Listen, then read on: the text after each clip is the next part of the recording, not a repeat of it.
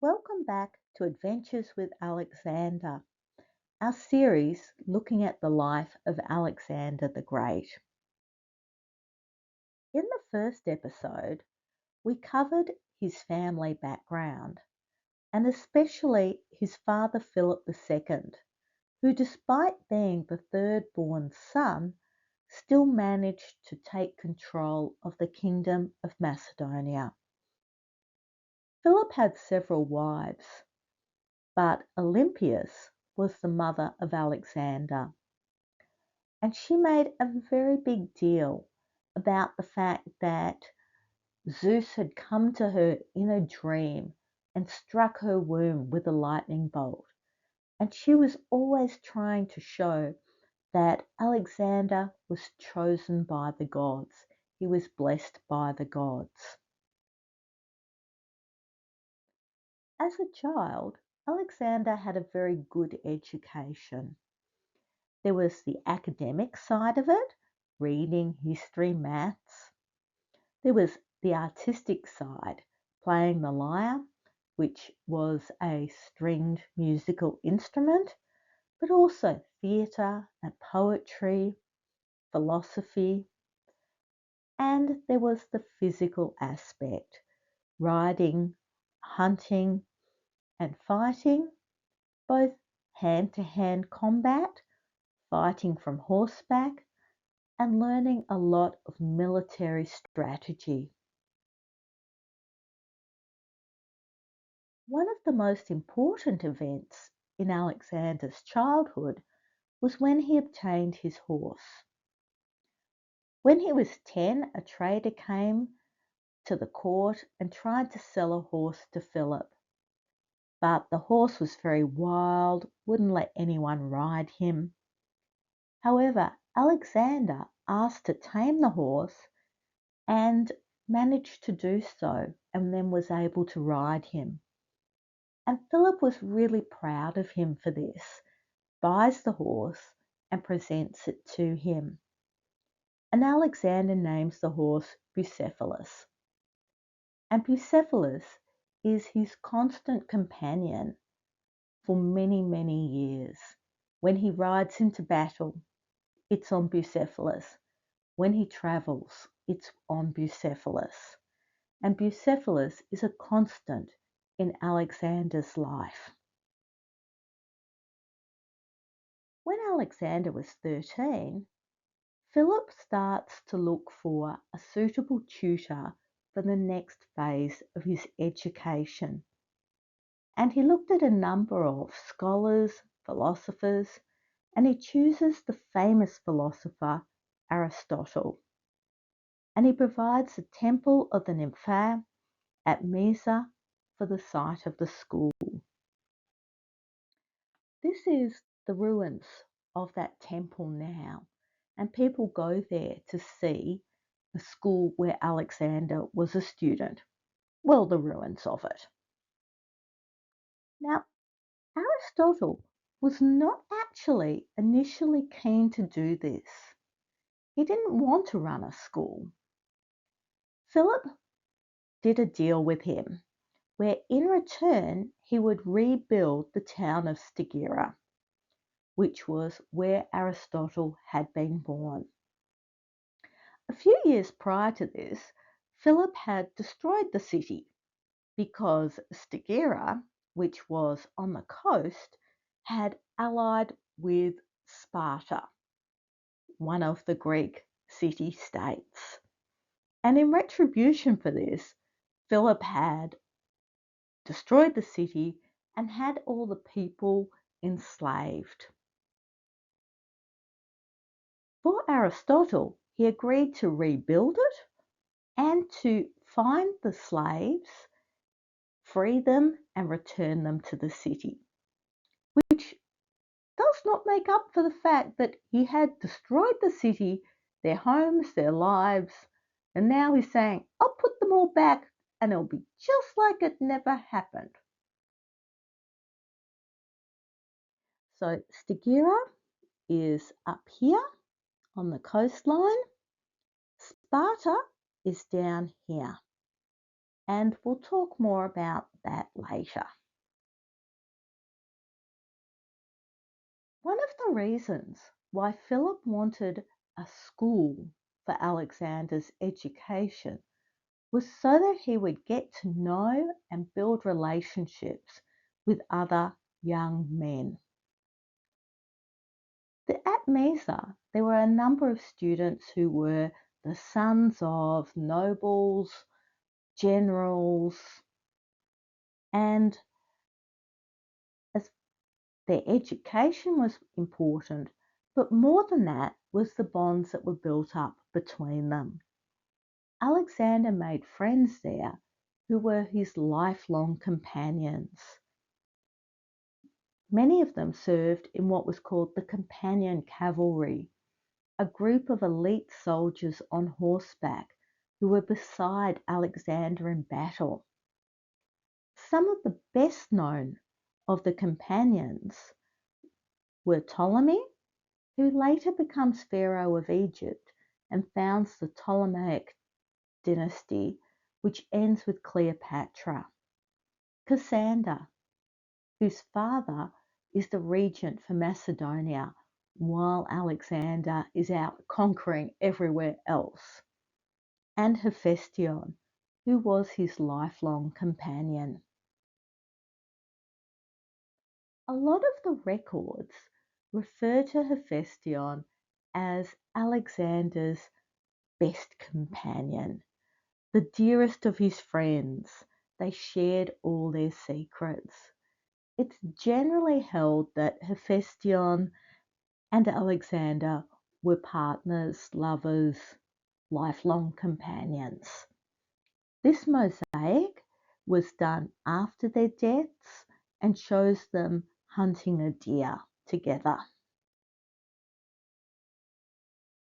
Now, despite the importance of his schooling and the friends he made there, Alexander only spends a few years there because when he was 16, that was old enough to be considered a man, and he begins his military career under his father Philip.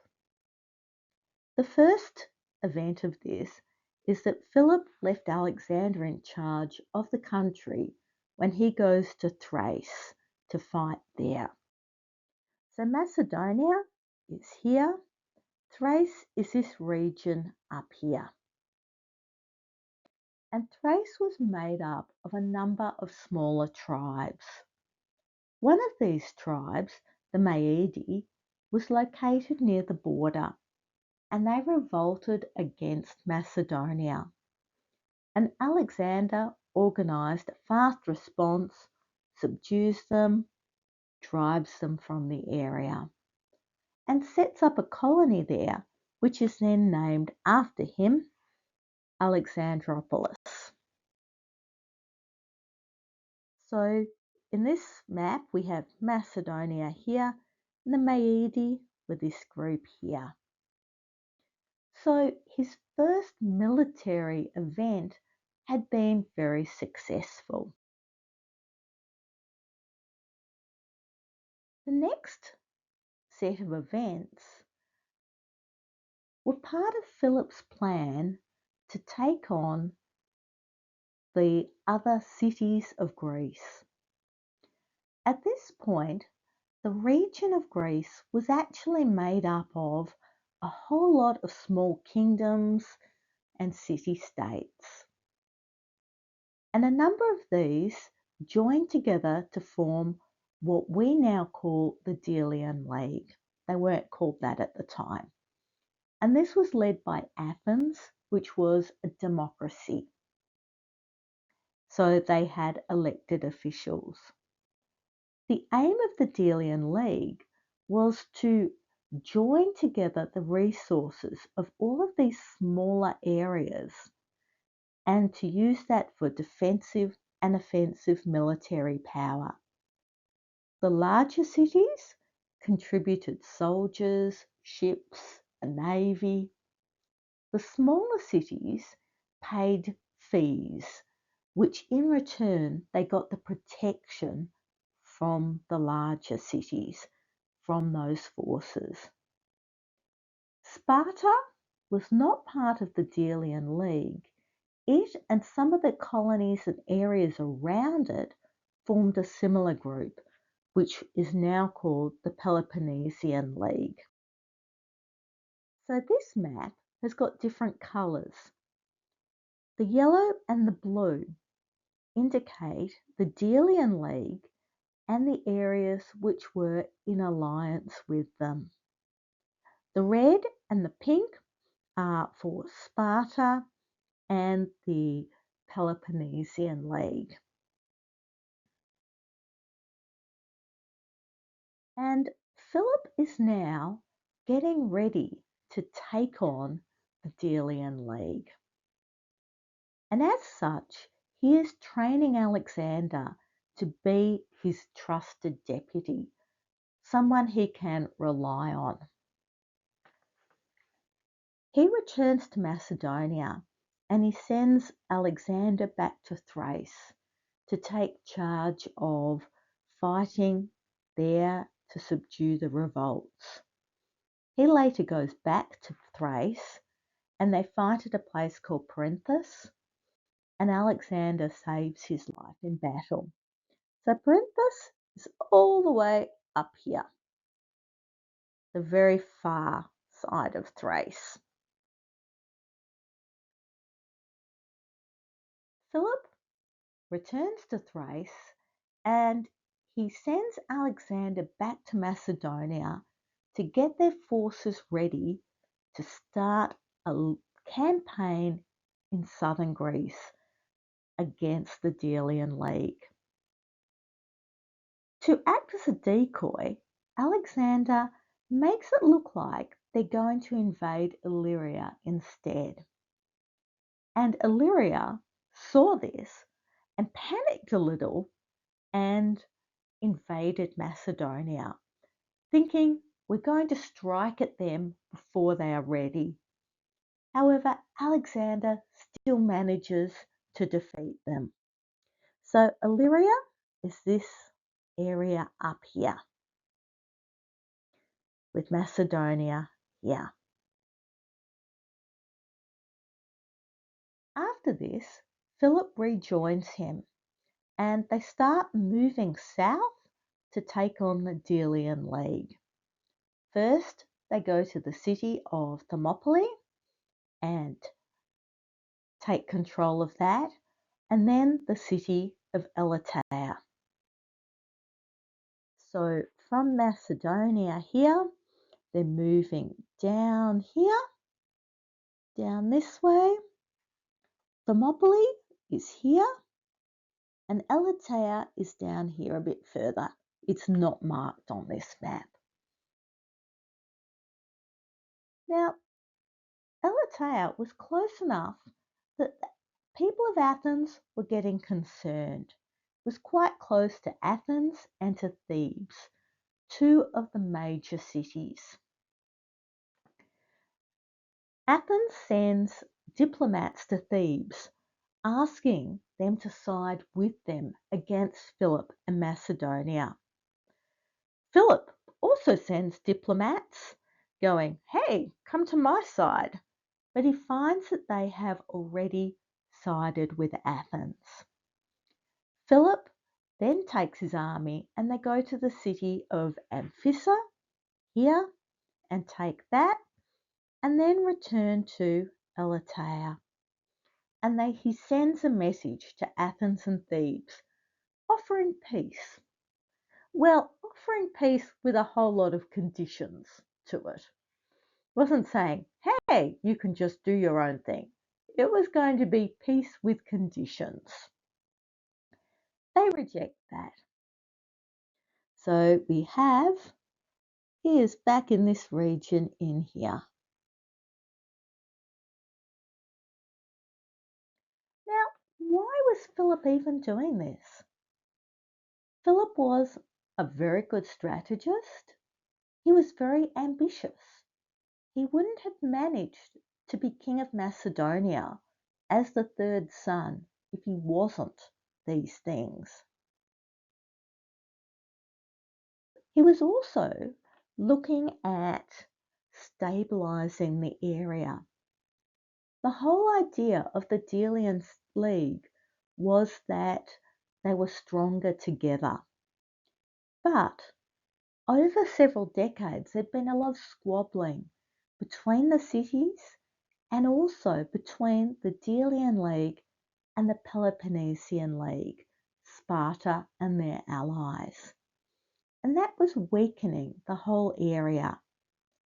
And Philip wanted to stabilise the region, get them all working together under his control, and then he had a master plan.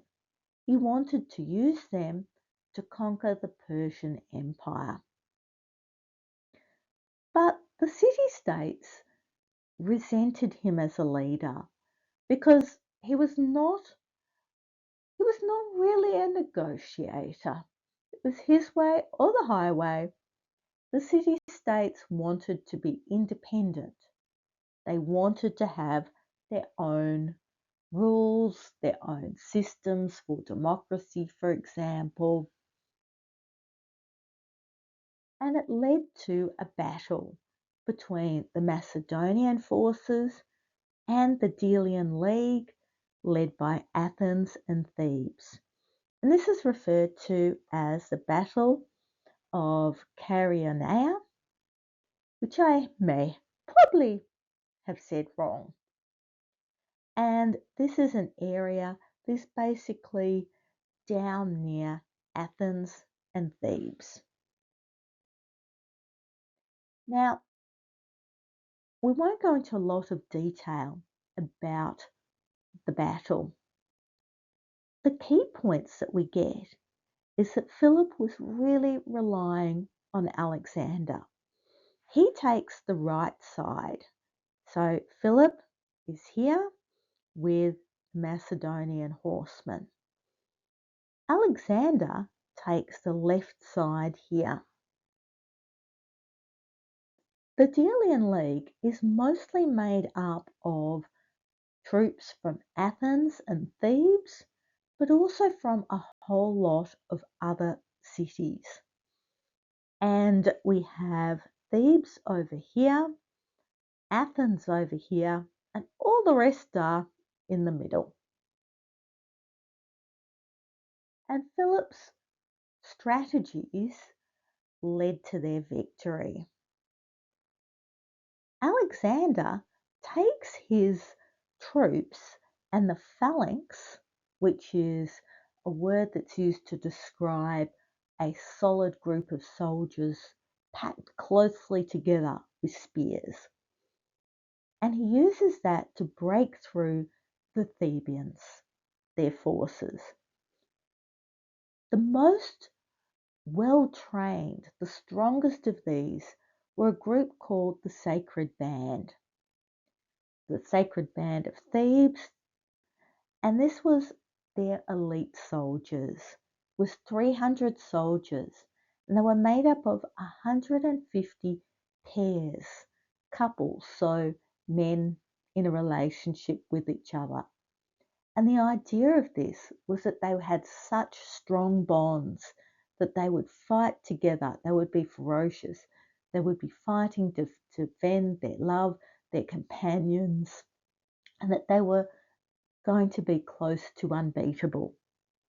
However, Alexander manages to break through their ranks and to actually kill the majority of the Sacred Band.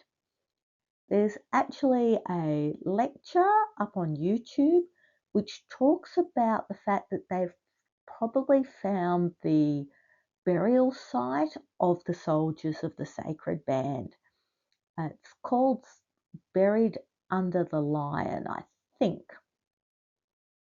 I will put the reference into the information on YouTube.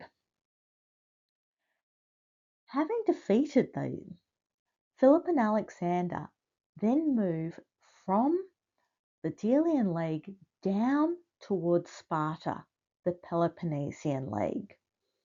And they defeat the groups of Spartans as they move forward towards Sparta. And what Philip is able to do is he forms a league which joins almost all of the Hellenic states together. This is called the League of Corinth because at Corinth, which was a city, he basically put in this agreement between almost all of the Hellenic city-states that they would work together under his leadership. And they agreed to this because they had lost most of their military forces. If they did not agree, A, Philip was likely to invade their cities and cause more damage, but B, they would be defenseless against other forces coming up against them. And they would be very, very vulnerable. So Philip had basically put them into a position where they had to agree with him. So they formed the League of Corinth. He was named Hegemon, which means the commander of the whole league. And his plan was then to take the Hellenic states and their soldiers and use that to attack the Persian Empire. So at this point, he not only has control of Macedonia, but also Thrace and down here, all of the Delian League and a big chunk of this region here, but not Sparta down the bottom. And then Philip falls in love. Now, he already had several wives, but they were all political marriages. In 338 BC, he returns to Pella, the city in Macedonia, and he falls in love with Cleopatra Eurydice, who was the niece of one of his generals, Attalus. Now, she's much younger than his other wives. He already has grown children from his other wives. You know, Alexander is about 18, Aridian is 18. He has a daughter, Cleopatra, Alexander's sister, who's a little younger than him. So most of his wives are middle-aged at this point. Cleopatra Eurydice is very young. And the other thing is, she's not a political marriage. She's Macedonian, and that means that if she has children, they're going to be fully Macedonian rather than half Macedonian like Alexander. So Philip has fallen desperately in love with the young Cleopatra Eurydice. During their wedding banquet, her uncle Attalus gets drunk and he makes a public statement saying he prayed to the gods that they will have a son because their son would be a Macedonian heir, whereas Alexander is only half Macedonian. And this leads to a big public fight between Attalus, Alexander, and Philip at the wedding banquet. And Olympias has been in a very favoured position as the wife who has given Philip his golden child, Alexander. But now she's feeling very displaced.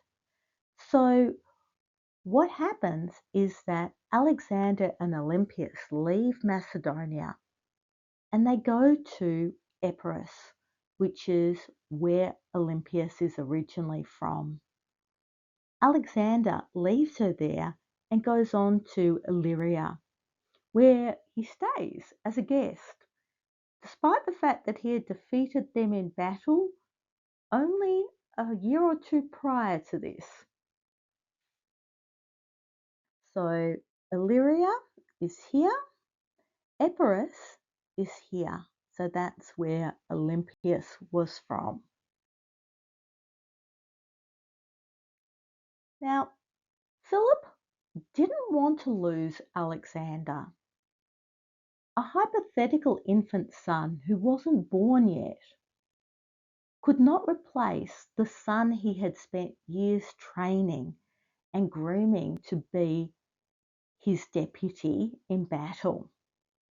So he sends a nobleman from Corinth called Demaratus to mediate between them, and he arranges for Alexander and Olympias to return back.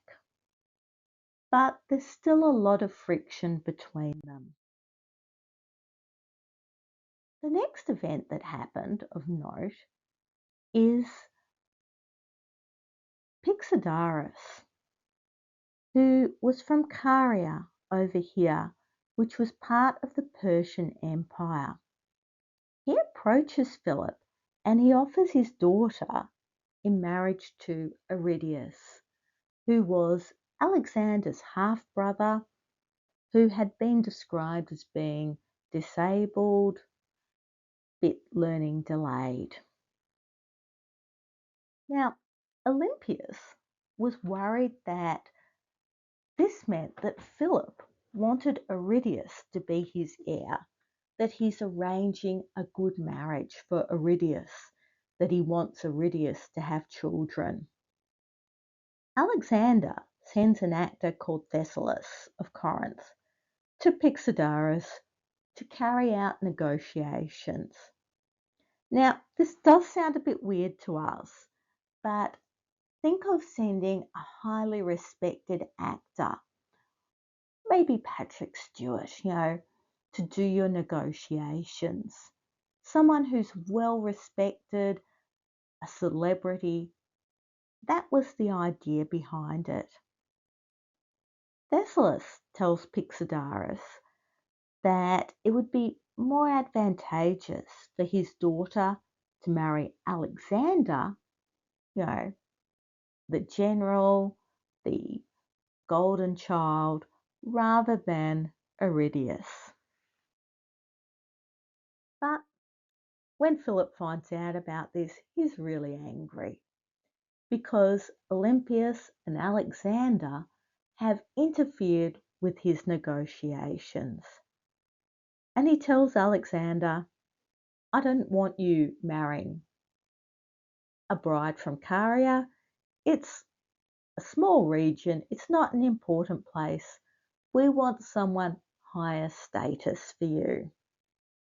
He has the actor Thessalus imprisoned. Don't worry, he's later released and he returns to acting.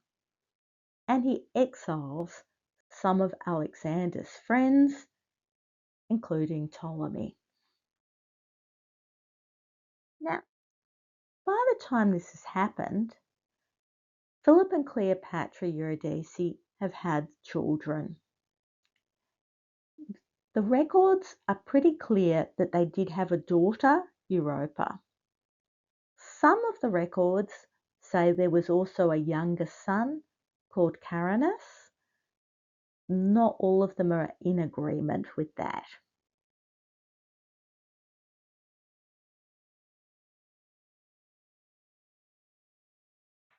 So 336 BC, Philip was at Achaia, which was the capital city for Macedonia. And the reason for the celebrations there was that Alexander's younger sister Cleopatra was being married to her uncle, Alexander I of Epirus. So they are here, Epirus is down here.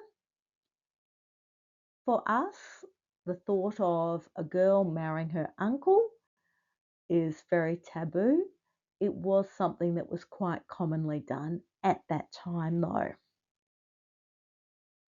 And then something very unexpected happened because Philip was assassinated. the leader, their king, the military genius who had gone up against soldiers in Thrace who took on the Delian League, was suddenly assassinated. Now, the assassin was actually the captain of his bodyguards, a soldier called Pausanias, who had apparently been a former lover of Philip's. And it seems that there had been a series of arguments between Pausanias and some others. And Philip, for political reasons, had not got fully involved in it. And because of that, Pausanias was very, very angry and resentful with him. And the assassination was a personal one. It was not political. Most assassinations are political. Get rid of the leader so you can replace them with somebody else. Pausanias was angry at Philip and he stabs him during the feast. He then tries to escape but trips on a vine and he's killed by members of the guard. Particularly involved in that were some of Alexander's companions. So suddenly, out of nowhere, Philip is dead. The king of Macedonia, what's going to happen? Well, the nobles and the army supported Alexander as king of Macedonia and hegemon, leader of the Hellenic states. They knew him, they supported him, and he is proclaimed king on Philip's death. He's 20 years old and he has just inherited the throne to the country, but also control of the Hellenic states. So that starts the next phase of Alexander's life. But we have a whole lot of questions. What did happen to Cleopatra Eurydice's children, Europa and Caranus, the Macedonian heirs, as compared to Alexander, who was only half Macedonian?